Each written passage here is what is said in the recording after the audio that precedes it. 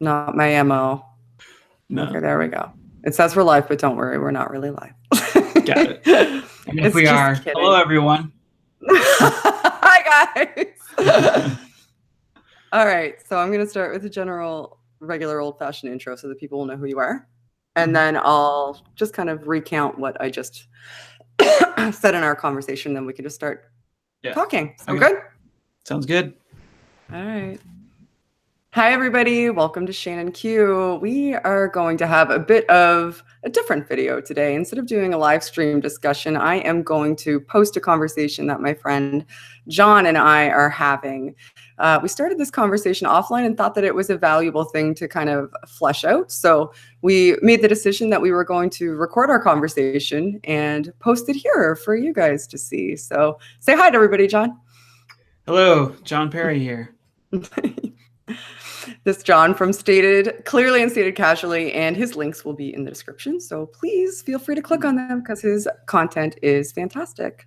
So Jon and I were having a discussion offline that was sparked by the allegations that have been levied against Neil deGrasse Tyson. So there's three different allegations and in various degrees of severity. We're not going to make any commentary on the efficacy of those particular allegations because we don't have enough information. It would be negligent for us to, attempt to make a determination based on the information that's available to us. However, one of the scenarios involved him being a mentor to a woman who was significantly younger than he is and inviting her up to his apartment for drinks and what ensued after that. And it sparked a conversation between the two of us regarding what the boundaries are in workplace relationships and what boundaries are in a secular society when regarding marriage and regarding interactions, potentially hitting on people type interactions. And we thought that it would be interesting to have a dialogue about it. So thank you, Jon. Yeah. Welcome. This whole thing was, it was actually just depressing for me to see because we keep on seeing people that we love getting kind of taken down by weird things in their past or accusations of sexual misconduct. And in this case, so like you said, there's three accusations. One is very serious, but it's from a long time ago, and there's going to be an investigation. And it was from when he was in college. There's going to be an investigation about that. Right. The other, one of them was super mild. It was someone felt inappropriate when he was taking pictures with them at a meeting, and then one was this mentor, which I think is the most interesting. He did not commit any sort of crime with her. There's no accusation of any sort of crime, but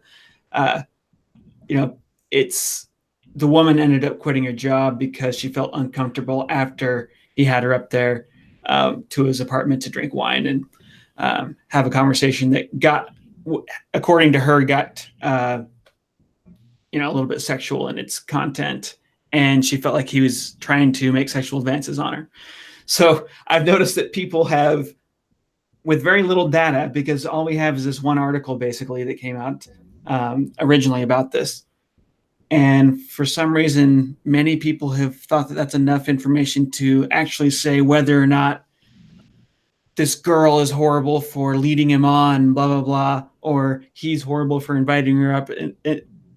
We have very little data, but everybody seems to want to jump to a conclusion. And I think that's one of the silly things that's happening here is that we don't really know what's going on. We don't know exactly what happened. So maybe we should all just calm down a little bit, right? I know everybody's so quick to make determinations just immediately based on I think a lot of it has to do with their perceptions of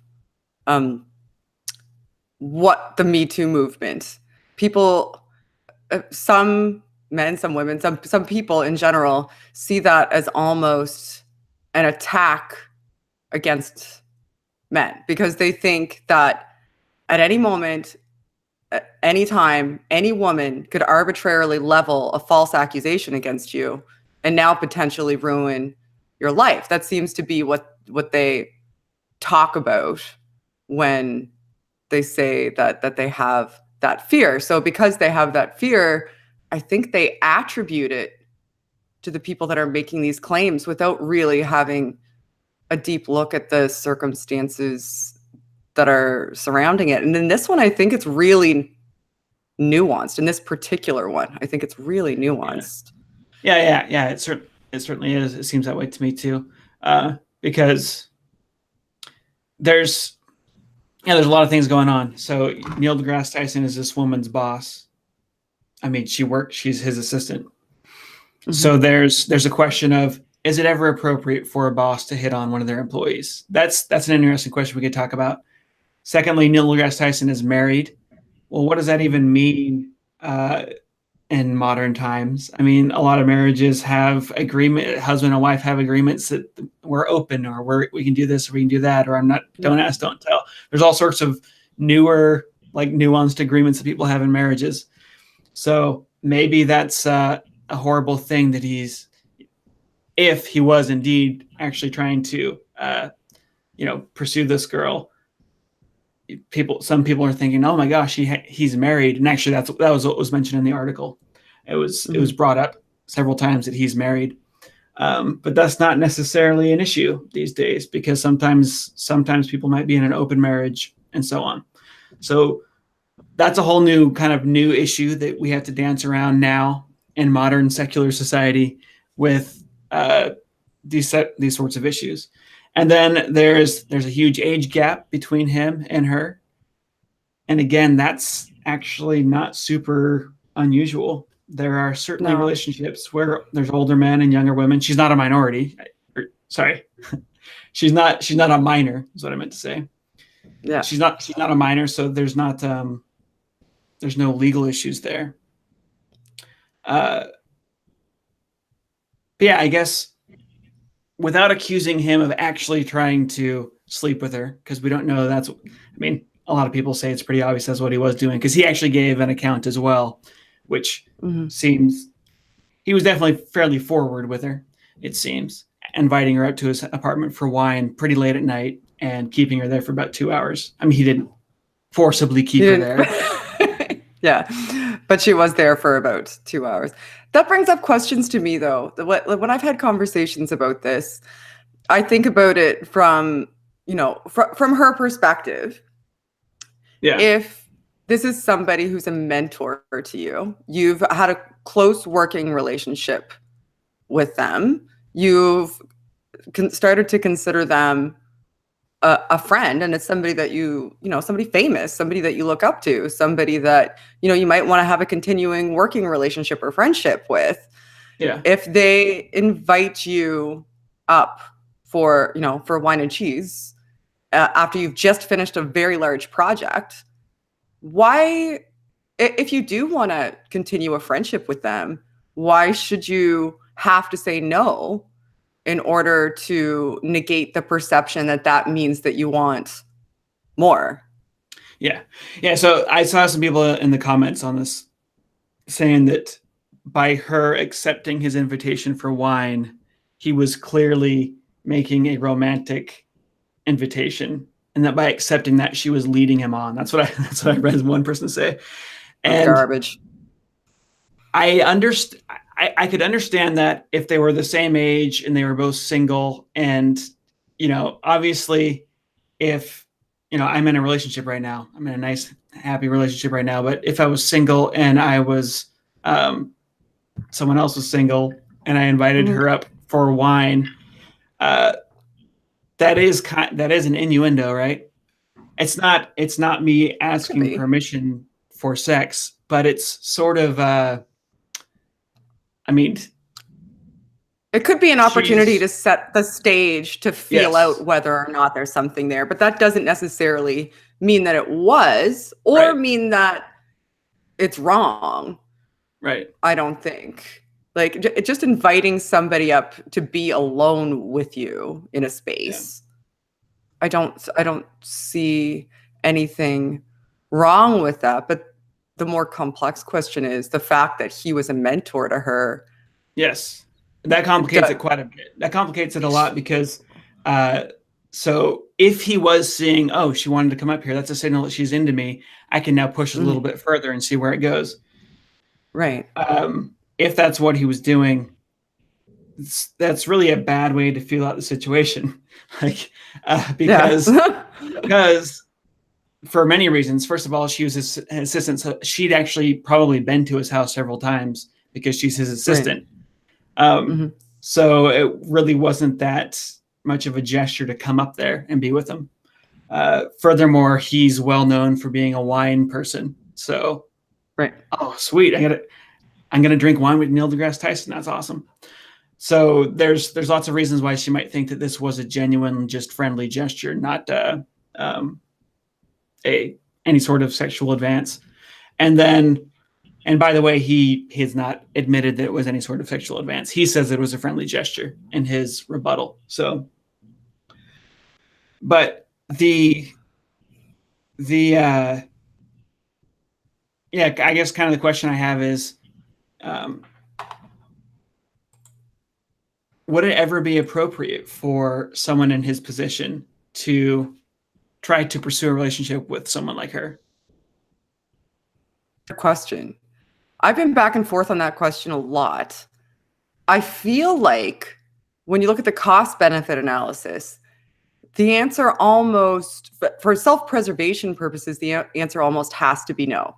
Yeah. Because if you're inviting her up just for, a friendly gesture, that gesture is rife for misinterpretation, which can completely change the dynamic of the relationships that the two of you are in.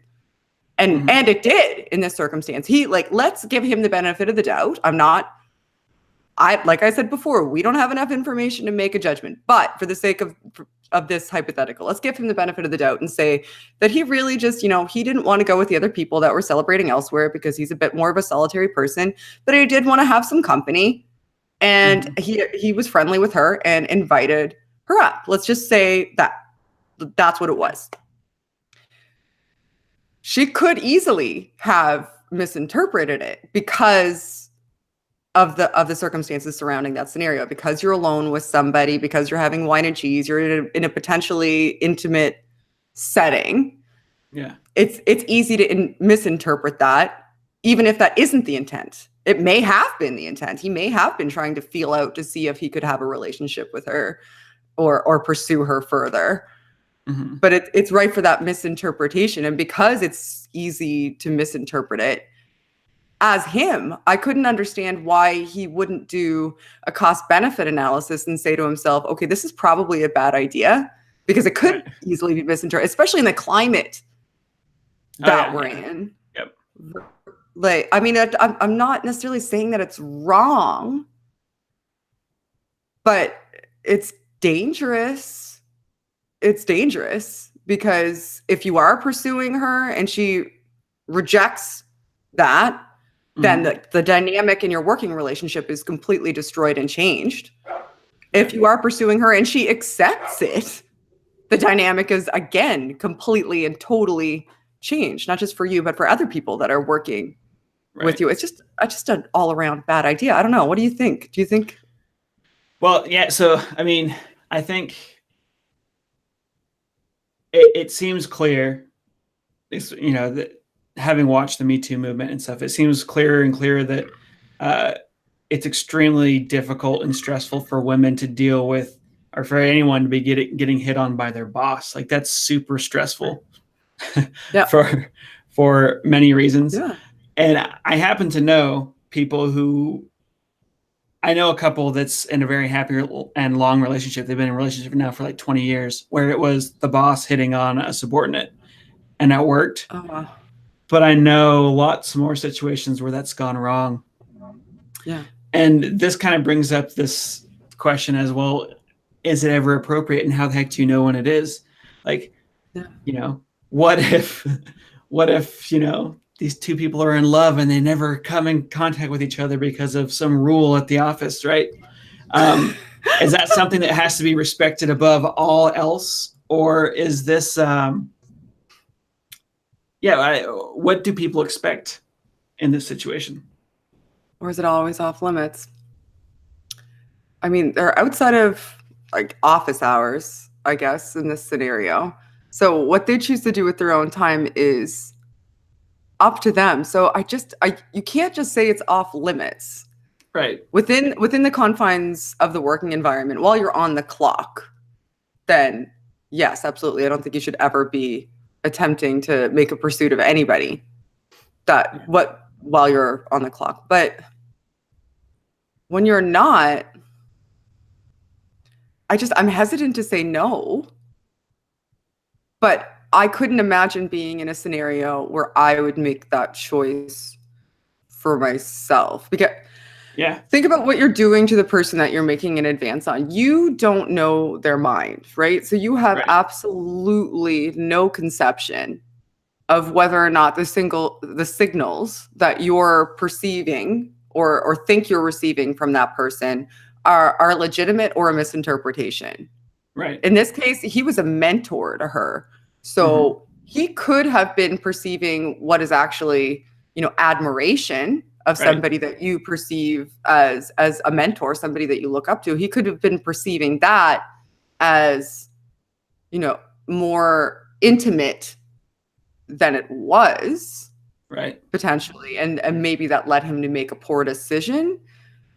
But because you can never know what's in somebody's mind, I'm really hesitant to say no, never, ever, ever, ever, ever, because then you're impinging on somebody's freedom to make decisions about the relationships that they choose outside of a workforce. Right. But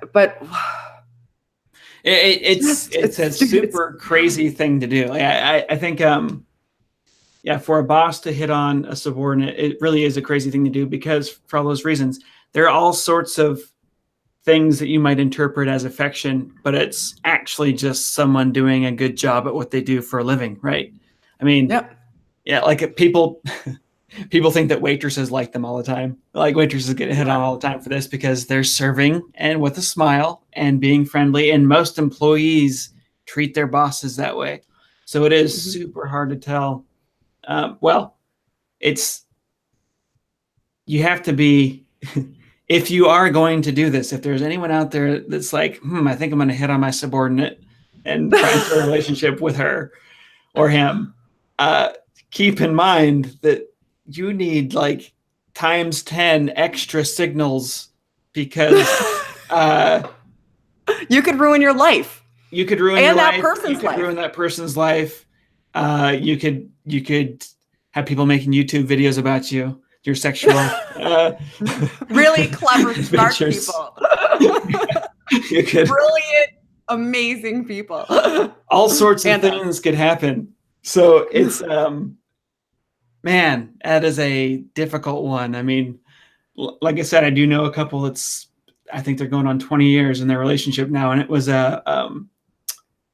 she was I think a postdoc and a boss, but it was it doesn't happen very often. It usually ends in tears. And somebody losing their job or quitting their job, right, and uprooting their life, right.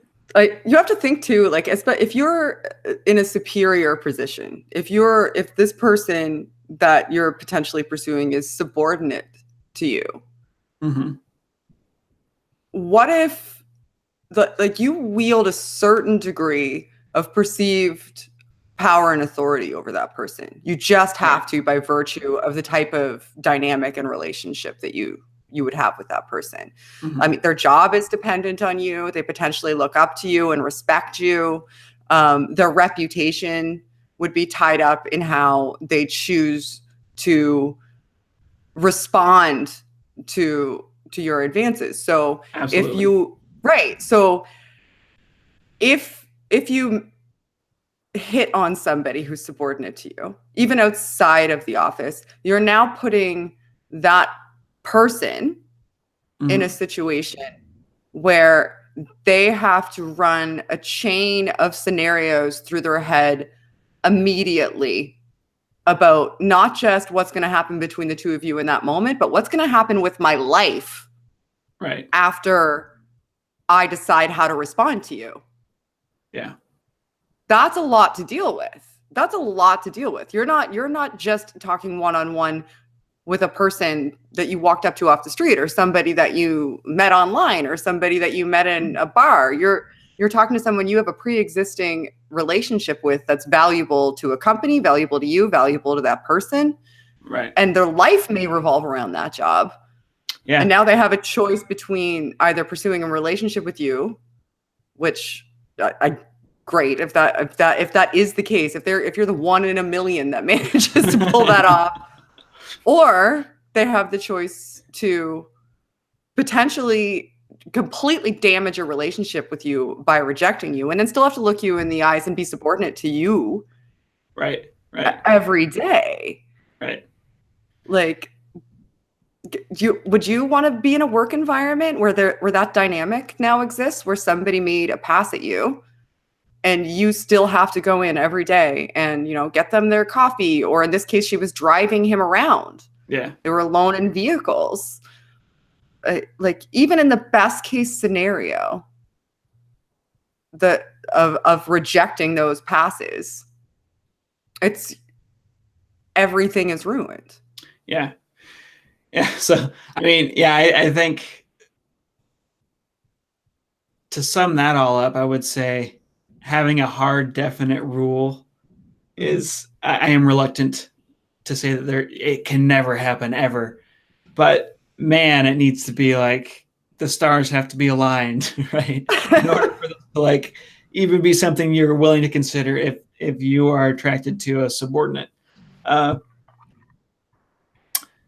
That it seems to me though that it was actually, if that's what he was doing, if he really was making a pass at her, and again, we don't know that for sure, but if he really was making a pass at her, it seems that not only does he have the boss thing going against him, he has the age difference going against him, and he has the star fan thing going against him, because all of these are situations that the star fan thing would be a kind of a position of power. The boss thing is an obvious position of power, and that could potentially ruin her life because she has to quit her job. And then the age thing is just like, I kind of consider, like, if you're going to hit on someone that's significantly younger than you, that's kind of like, I certainly wouldn't say that's off limits, but it's one of the things that it's really difficult to judge. I think you need extra signs that the person's interested in you, because people are so creeped out by that if they're not interested in it. Right. It's kind of like a gay guy hitting on a straight guy, or someone who says that he's straight. Like I've been hit on several times by gay men, and they've always been very they've always done a good job at being super careful. Never been awkward for me, but yeah. I've thought about how hard that must be. If you're a gay guy and you're interested in someone and you're pretty sure they're not gay, but you think maybe they might be, or you're hoping that they might be, like, that'd be tough to do. You need like extra signs. At this case, we were all at parties and everybody was drunk. So I guess it was like, it wasn't that big of a deal either way. I'm just like, no, dude, I'm straight. Remember? Oh yeah. But there's no power dynamic there either. Yeah, there's no power dynamic. It's just awkward. But I think that the age difference is, I don't ever think it's going to be sexual harassment for an older person to hit on a younger person. It's going to be creepy. So it's not necessarily what's that? You think so? Is it really, you think so? Because I don't see, unless it's like a person who's a minor or borderline a minor, I don't necessarily see, because I think people mature at different levels. Yeah. So you may relate to somebody as a younger woman or a younger man better on an individual level who's at a different age than you. Yeah. Like substantially or significantly different age than you. I mean, 30 years is a large age gap, but I think the biggest part of it that's troubling and difficult to contend with is the fact that he had perceived power over her, and or anybody would in this type of situation or this type of scenario, and that he had fame as well, right? Okay. So I So don't would know you, about the age thing as much. so would you say I can that think it's about that. would you say that it's the same for someone 30 years older and someone else? Okay, if I'm 60 years old and I'm hitting on a 30-year-old, is that the same awkward situation for, because anytime that someone is hitting on someone else, there's awkwardness, right? I mean, Oh yeah, unless it's total because you don't know chemistry on what's both going to sides, happen. right? Yeah. So there just we have to be allowed to be clumsy in our relationships. We're humans, we're clumsy, we do silly things, we make each other uncomfortable. It happens all the time. Like, Yeah. hopefully no one's me tooing people for awkward dates or something, right? Or awkward passes, even not Yeah. even just awkward, like just awkward passes. Like, otherwise, how would you ever get a chance to meet people if you don't if you don't try? Yeah. So with the age thing, I'm really not. We're out of, I think, Me Too accusations, or at least legitimate Me Too accusations. Me Too is a hashtag, so anyone can use it for whatever the hell they want to, and that's the problem with hashtag movements, right? Yeah. The people who hate the movement will point to the stupidest incidences of it being used and say that that's what it is, and vice versa. Obviously, the hashtag is going to get used for dumb things, but I don't think that in general an older guy hitting on a younger woman would get like his career ruined or something. And I don't think it's a horrible thing, but I do think that you are at a higher risk of creeping somebody out. That's potentially, yeah, no, I can see your there's a greater likelihood that somebody's going to be like, ooh. Yeah. But again, I don't think it should be. Yeah. So I guess think if that ties in a lot to societal perceptions too about age gaps. I guess if you're an older woman or older man hitting on a younger person, I guess you just have to be okay with the fact that you might get a lot of people talking behind your back, right? Yeah, potentially. Very likely, in fact. Or you might make someone really uncomfortable. So maybe you should be more careful. Maybe you should be careful just to make sure there's really nice signs that they're interested before you go for it. But yeah, hopefully people are not getting Me Too'd for that, because there are lots of relationships where there's a fairly large age gap, as you mentioned. People seem to get Me Too'd for a lot of things, which it hurts me that it seems like every time there's a wonderful social justice movement, like Me Too was a wonderful movement for empowering women to no longer be afraid and feel as though they could commiserate and find camaraderie and support. And there was a tidal wave of acceptance for people who had been hiding their sexual assaults, but because of the public shame that was attributed to identifying yourself as a victim of that. Mm-hmm. And so the fact that started happening is amazing.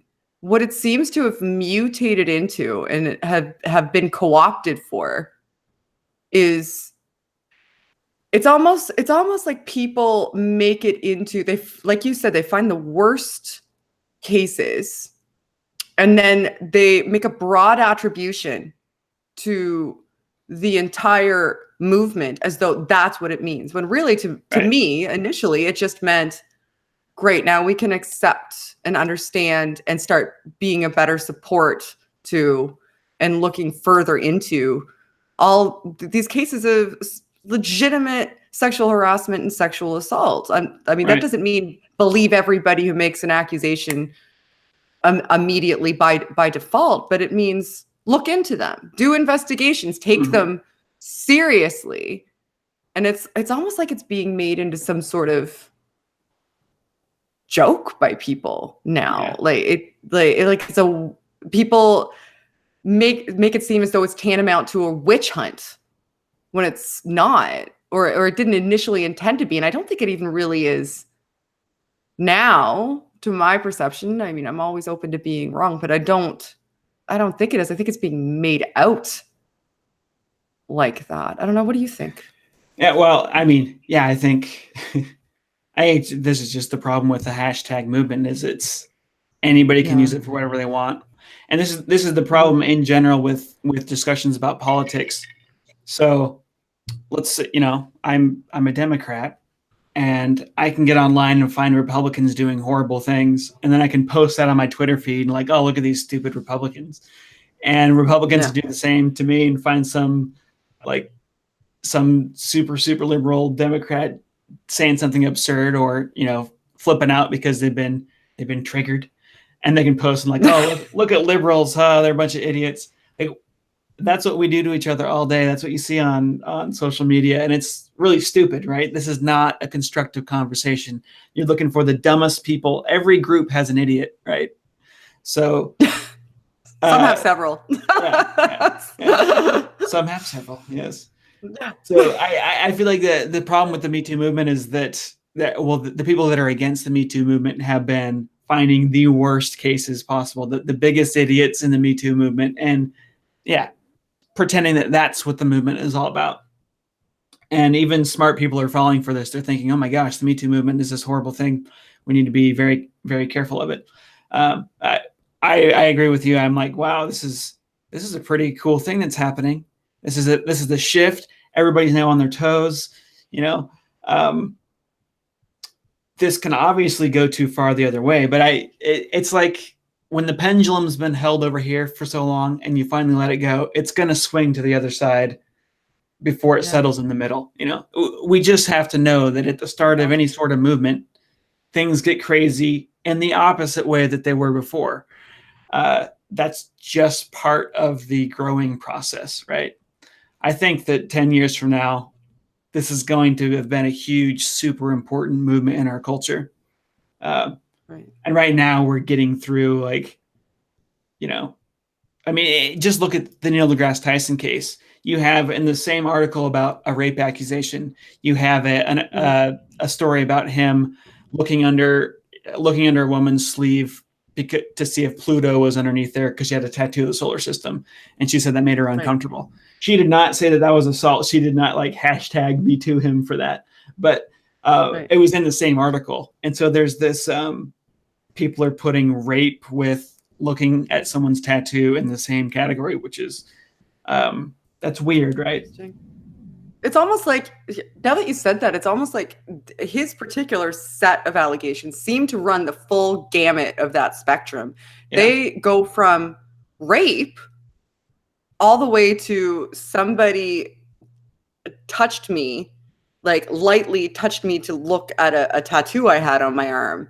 Yeah. And a workplace interaction that made somebody uncomfortable. There is the full spectrum is almost covered there from that woman who, when he lifted to look up, she could have legitimately and probably did legitimately perceive that as, oh, I'm a little uncomfortable. I don't like to be touched, right? I feel like that's too intimate a moment for me. But that doesn't mean that was his intention in that moment. Nor does it mean that. Yeah, I'd like to point out she did not say that it was. She said this was mild, but she said it's mild, but it showed me that maybe he doesn't understand boundaries very well, or something like that. It's in the article, which we have in the links here. Not understanding boundaries of personal space and sexual harassment are not at all the same thing. Right. Not at all. And they should not be conflated. That's dangerous, I think.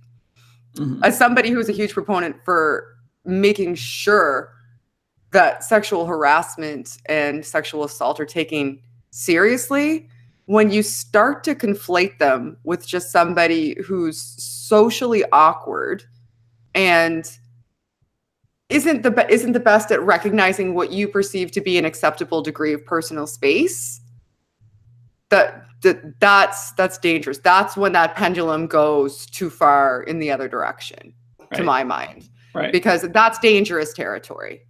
So finding the ground in the middle is what's really difficult. I think everybody can perceive that clearly that wasn't even if his intent was, I want to touch her shoulder, there's no way you could know that in that situation. And it very easily could have been that he was just interested in the tattoo, and likely was, because she had a tattoo of Pluto and he was very involved in Pluto being deplanetized. Right. So, but that middle ground is what's difficult to traverse. And that workplace interaction is what's difficult. Like, I was talking to Paul about it, and this is a scenario that's interesting. I was talking about in other situations where, if you're a female in an environment that's predominantly male in an office, and all of the guys go out afterwards for drinks and hang out and talk about work and build relationships, that puts you kind of at a disadvantage if you're not being included in that. But because that pendulum has swung so far, and we have these types of conversations about, being alone with women and being in subordinate situations, men may legitimately fear, like they may have legitimate feelings of fear, even though they don't need to be legitimately afraid, that if they include a woman, they're opening themselves up to potential misinterpretation that leads to allegations. So now that woman is at a disadvantage just by being a woman, but because of this environment that's being created. Does that make sense? Yeah, but I think there's also awkwardness in that situation for her too, anyways, because it's just a fact that boys and girls sometimes, when they're put in situations together, develop feelings for each other, which, like, the buddies don't really have to worry about that ever when they're going and hanging out. I mean, unless they're, I'm assuming that they're all heterosexual, but there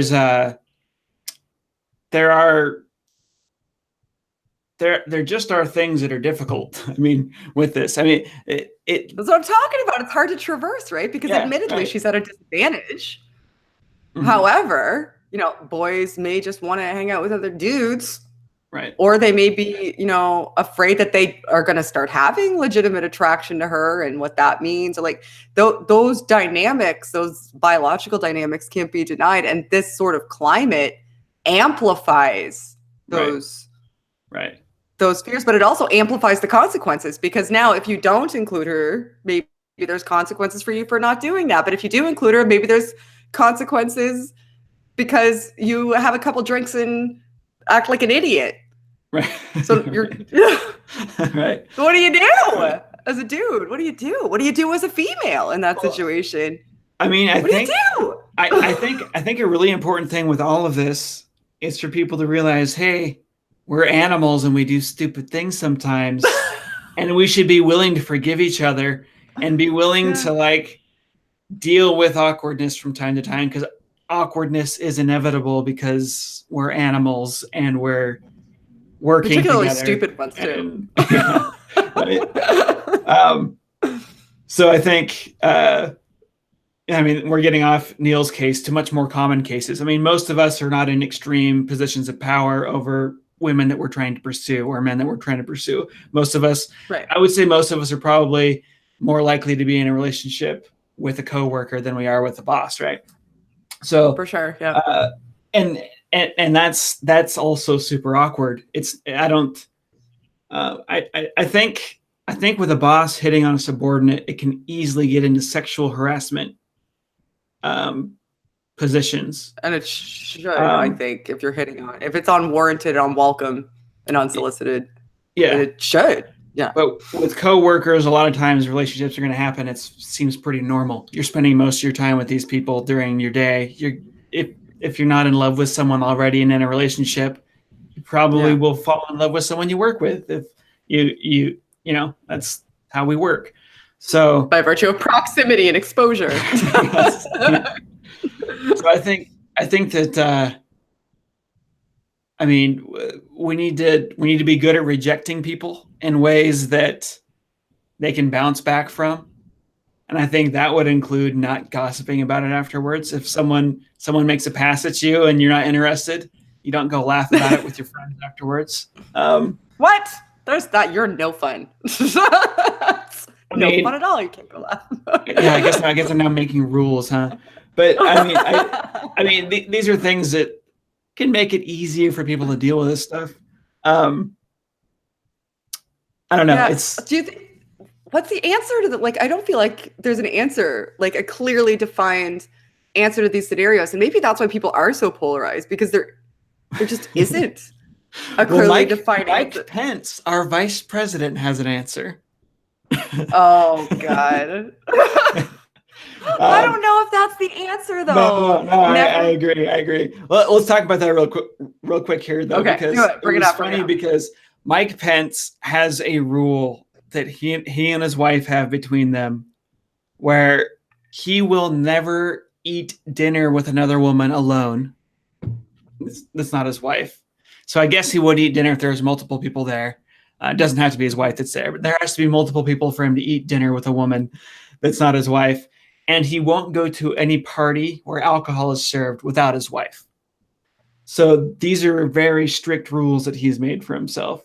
And I thought this was funny when this came out because when it came out, he got ridiculed and told that he was horrible by the same types of people that are now saying that Neil deGrasse Tyson is horrible. It was like Vox magazine had this article about how what Mike Pence is doing is just old fashioned and stupid and blah, blah, blah.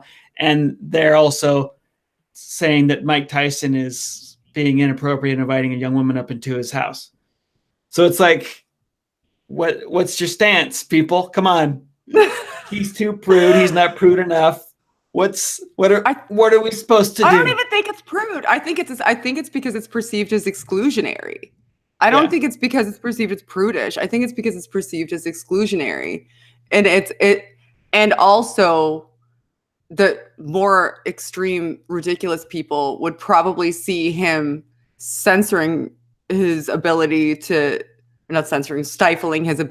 be alone in those situations as an indication that potentially he's not able to control himself if he doesn't make that arbitrary rule. Well, maybe he's not. And shouldn't people that have extreme issues with then good rules. Shouldn't super perverts make good rules for themselves, like extreme rules? Like if you're an alcoholic, you don't have beer with your friends. You don't have a drink with your friends, right? Right. You've already gone down that road and you've proven that you can't handle it. So shouldn't men be allowed to make weird extreme rules for themselves if they know they've got a problem? They should, but when it crosses over into the workplace, that's where it becomes hard. Because what if you and I are closing a big business deal because we're business people, you and me, like we're closing it. We're on either side of this business deal. And we just want to meet, have like a lunch together and sign the paperwork, talk about the final portions of it. That's something that happens all the time in the business world. Like you meet over like a lunch or a coffee, especially if you're not working in the same office, and you sign paperwork. Sometimes it's just the two of you. Sometimes it may be more. It all depends on how schedules work out.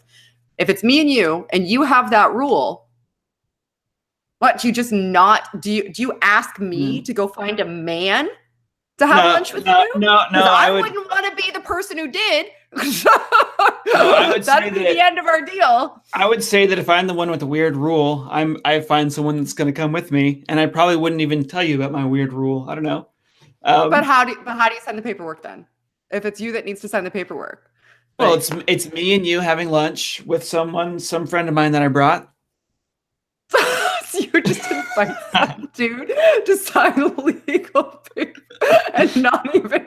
Okay, yeah. Well, I guess there's a way around it. I guess. I mean, yeah. So, well, if that's a way of not being exclusionary, so I guess I can respect that if you don't trust yourself to not be inappropriate with me in that situation. And I'm saying you in the hypothetical. I know you're not going to fly over the table at me, Jon. And Mike Pence's hypothetical.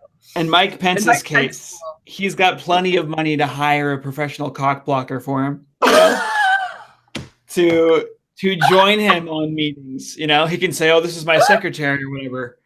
You know.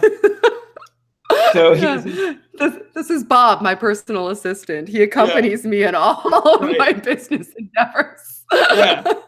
It would not be weird at all. That would not be. He never has to be alone with someone. I don't think in his job he ever has to be alone with a woman.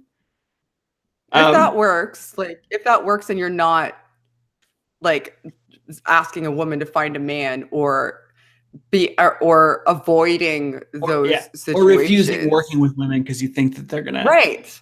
Yeah, that's another thing problem too. Like if he had a choice between working with me or working with you, and I was even maybe a little more qualified, and he chose you just to avoid those situations, I feel like that's ethically negligent.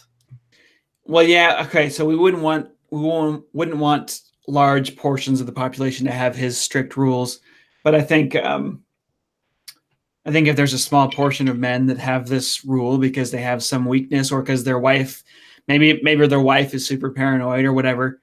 I don't think it's a problem. I think if there's a small group of people that have these extreme rules, that's probably fine. I mean, it's just like, I'm sure there's lots of women that won't go to a male gynecologist, right? I get that. So I think this is an instance where there could be issues where you're hurting women in the workplace because you don't want to work with them because you have super ridiculous rules. But I think that the number of men that have those super ridiculous rules is so small that it's probably not a problem. Probably. Yeah. And if you have those rules, it's likely because you have a pretty good reason that you feel as though you require them. Right. For yourself. Either he has better than the alternative if they're required, I guess. Yeah. But then what kind of rules would we have? So let's just assume the best of Neil and say that he really was just buddy with this girl that he worked with, and he really was just inviting her. He really did just want to spend time with her. I mean, what would you advise him if you were his personal advisor, his other personal advisor, and he asked you, "Hey, I'm thinking about inviting I can't remember her name, up to my place for wine." What would you tell him? What would you advise him? I'd advise him against it. Yeah. I would advise him against it. I would ask him his intentions first, because I think intentions are really, really important. So I would ask him, why do you want to, and we're assuming the best in this scenario. So if he says, we just finished this big project, she has been really helpful to me. I just want to, and I've started to feel really close to her, where I feel like we've developed a really good friendship because we've had so much alone time together, and I really just want to show her my appreciation and say thank you, like whatever, right? Like all the best intentions. Right. I would still say, I think that perhaps you should maybe, instead of having her, even if you want to be alone, like so that you two can, say goodbye to each other or whatever, since this project was over, or you can express your gratitude specifically and directly to her. I would suggest that he take it to a restaurant. Yeah. Take it to a public space. You can still be alone. You can still have one-on-one. Nobody else is going to be intervening in your dialogue. Don't take it to your private space, just the two of you, because we're assuming best intentions. You're allowing the opportunity for it to be misinterpreted, and you don't want to make her uncomfortable if you respect her. Exactly. Yeah. I think that's really good. That's good. Solid advice. Neil, if you need a personal advisor, I'm here. I could have saved you some trouble. Now, what would you say to Neil if he said, "So I really like her, and I think she likes me too, and I think I want to, I want to get laid tonight." Then what would you say? Red lights. Yeah. Red light. I would say you have absolutely no idea what's going on in her head. She could just be idolizing you because you are famous and you are her boss, and she's really enjoying this opportunity. You could be misinterpreting everything.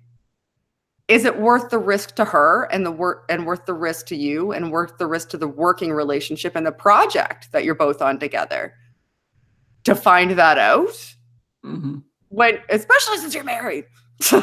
I don't know, maybe you have an open marriage, but even ignoring that, right? That would be my advice. Like, do your cost benefit analysis in your head and say to yourself, like, why do I think this is a good idea?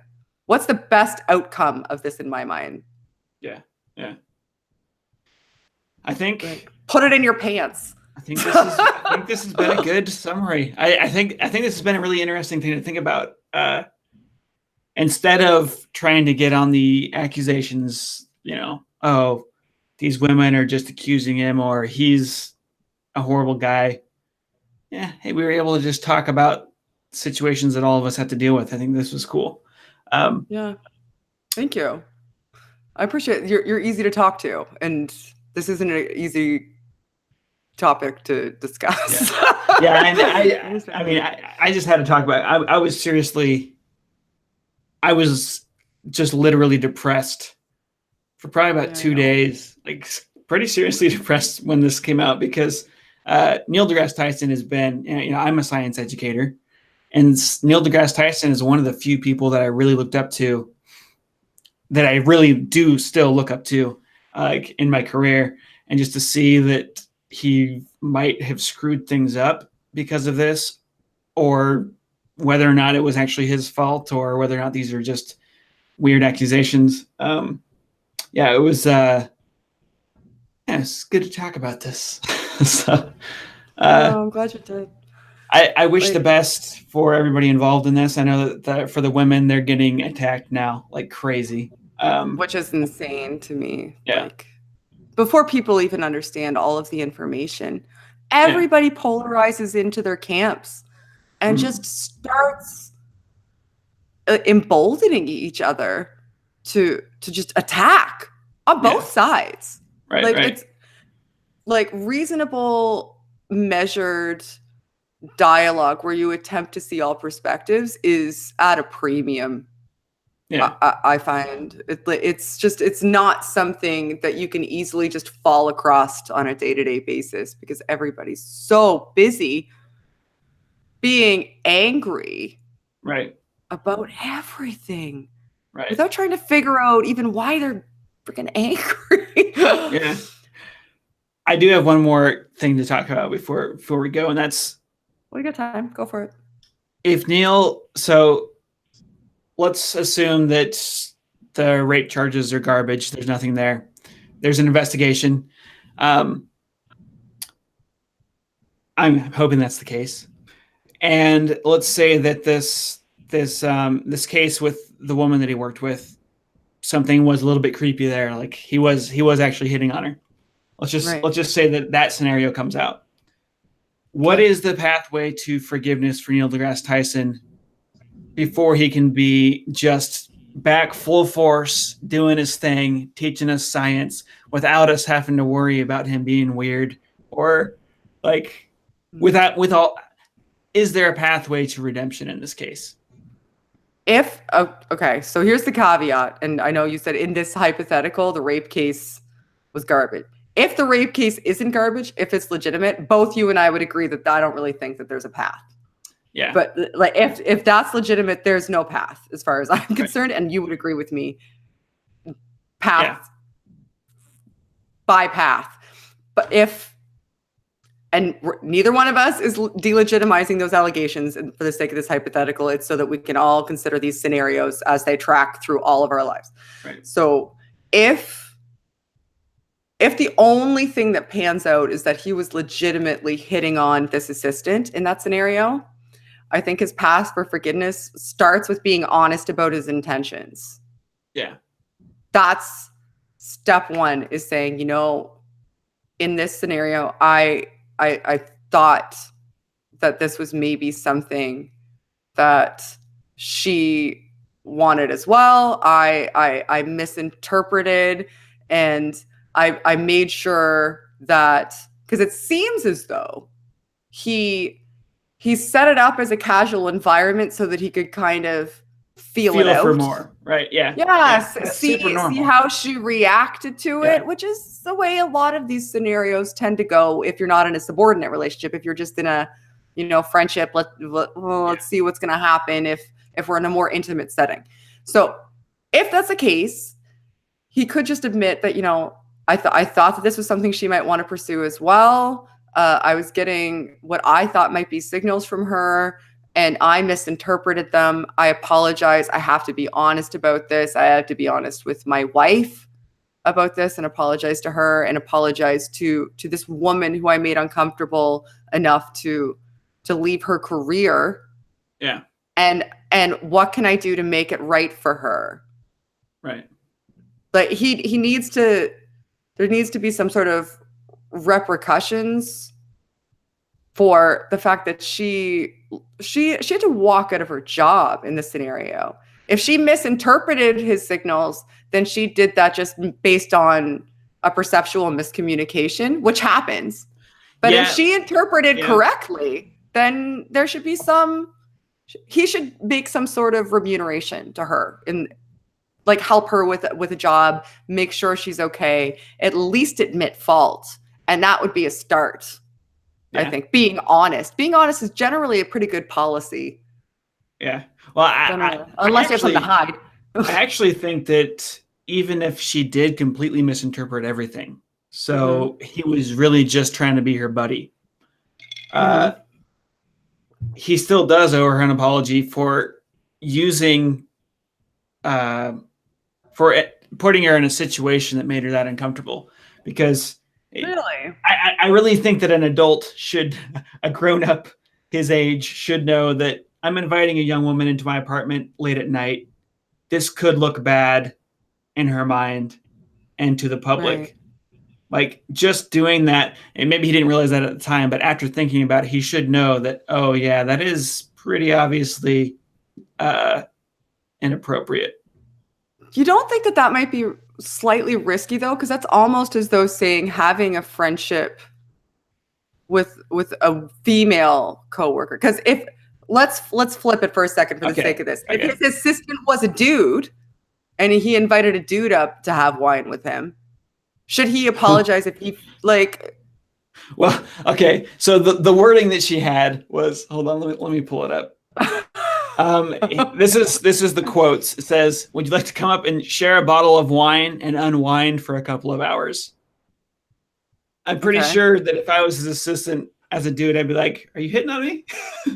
Like, I mean, that would be like that's what I would say. But that's me in that situation. I would assume that he's hitting on me. Like, even as a guy. What if it was Scotch? He's gay. Oh. What if it was Scotch though? What if he was like, why don't you come up and have a glass of Scotch? And we'll watch a football game and do dude stuff. Well, and unwind for a couple hours. I'd be like, it's 10:30. You want me to unwind for a couple hours? That seems kind of gay, Neil. I don't know. I'm hesitant to put constraints on platonic relationships between people. Yeah. Just because of sex differences. Like I'm hesitant about that. I understand it though. I mean, I feel feelings too. Steven Pinker has a talk where he talks about inviting women to come up and see my etchings. Like this was an innuendo used back, I don't know when it was popular, but if you want to invite a woman up, you invite her up to see your etchings. And it was so obviously an innuendo. There's a comic about this where the guy's like, "You wait right here, I'll bring my etchings down," and that was the whole joke, because everybody in that culture knew that was a sexual advance, and I kind of feel like in most cases, come up to my apartment for wine and cheese, that's a sexual invitation. Or at least an intimate invitation. Yeah, it's something that you don't just do with your buddies or with a coworker. I mean, you should know that it could make them feel uncomfortable. Just the invitation could make them feel uncomfortable, and that you're in a power position, and you're. Yeah, I think he would be fine to apologize for it. He could admit that was a dumb thing to do, and I think it alone too in that situation as a male and a female subordinate, and other people were hanging out elsewhere too. Like she was potentially going to be going to like a rap party for a thing that they were filming. Yeah, and but he did apparently in his statement he said, you know, if you want to go With them, totally cool. I'm good. Yeah. I'm just going to go chill by myself. But if you want to, you're welcome to come up. This is his statement. Yeah. So there could be a disparity because he could just be whitewashing the scenario to make it seem innocuous when in fact he had more nefarious intent. And you know, some people are saying that she's dumb for having gone up there in the first place. But what if she was regularly going up there anyways to help him with stuff? What if she was already familiar with the space? We don't know that from the story. If she was already familiar with the space, I think that actually changes quite a bit. And what if she even if you disregard that, what if she just trusted him to be platonic with her because the relationship, and they had a pre-existing relationship, was platonic up until that point? What if she just trusted that dynamic would continue and went up there thinking that the relationship that they had at the bottom of the staircase would be the same relationship they had at the top of the staircase? Right. Because they've been alone in vehicles all the time. They were alone all the time. And she knew that he was married. He knew that she was engaged. So and again, she was assuming that would mean that he's not interested in extramarital relationships, which is no longer the case in modern society. But I think that's it's a tricky situation. But the onus is on him there, I think, to not even extend the invitation, knowing that it's potentially going to create an uncomfortable decision. Yeah. Knowing what those sorts of propositions generally mean. Yeah. In society. And I guess in his rebuttal to all this, he was apologetic to her for putting her in an awkward situation. So I guess he's kind of already made that apology, unless he was omitting important things in that apology. Unless he was actually denying his true intentions, in which case that apology would actually be more like gaslighting than an apology, because he was basically he in that article he makes it out to be like, it was just a friendship thing, which is making her second guess her accusation. It could make her feel as though, oh crap, maybe I'm misinterpreting everything. So well, I'm glad to know that there's a possible way forward for him. That seems to make sense to me.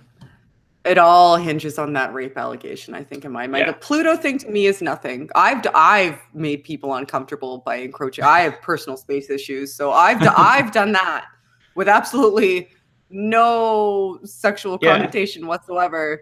I've fixed girls' hair before that I barely knew that made them uncomfortable, because I'm just like, oh, your hair needs to go. Some people are just like that. Some people are just and add that to the fact that he's a celebrity and he interacts with thousands of people a year who constantly touch him too. And every single one of them is uniquely awkward in its own right. So that one, I think that amounts to nothing really to me. The workplace one is on the boundary, but if that rape allegation turns out to be true, every ounce of respect I have for him is entirely gone forever and ever and ever and ever. He has certainly no coming back to his career, right? No. As a public. And he should not be allowed in society for a little while either. If that rape allegation is true. Right. Honestly, that ruins life. No, if that's true, then off you go to jail. Yeah. So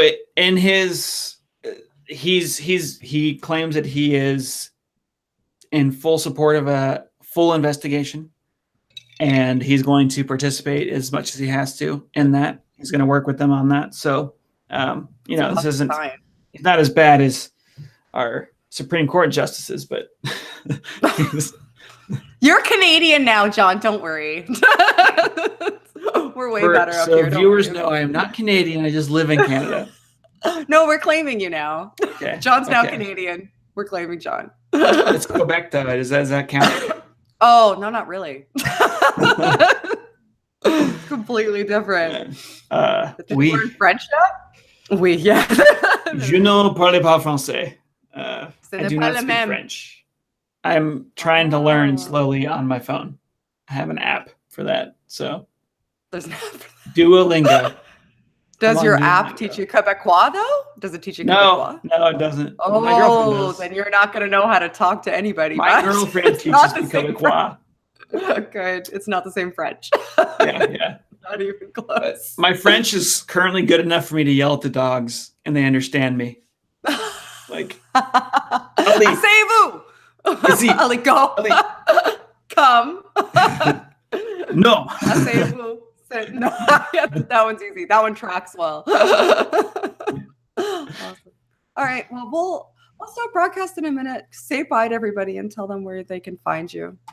Yes. What I normally do when I'm not talking about other people's sex lives, I am teaching science, genetics and evolution at Stated Clearly, or I have my second channel, Stated Casually, where Stated Clearly I do animations teaching genetics and evolution. Stated Casually I do long form videos. I've done some stuff on the Ark Encounter, and I do interviews with people, scientists and stuff. So yes, Stated Clearly and Stated Casually. And he does a live stream every Sunday, and it's fantastic. And he sometimes has a fantastic guest. And if he doesn't have a fantastic guest, he has a fantastic presentation prepared. So, and I often have a fantastic moderator in the comment section, which is Shannon. I do what I can. I do what I can when I'm available. I'm in there telling people to @ you so you can see those questions, or even better, super chat. Woo, super chat. Yeah. All right. Well, thanks for tuning in, guys. Yeah, this is a completely non-controversial topic. Yeah, I'm sure it's all going to go well in the comment section. Everything will be fine. It'll be fine. Bye.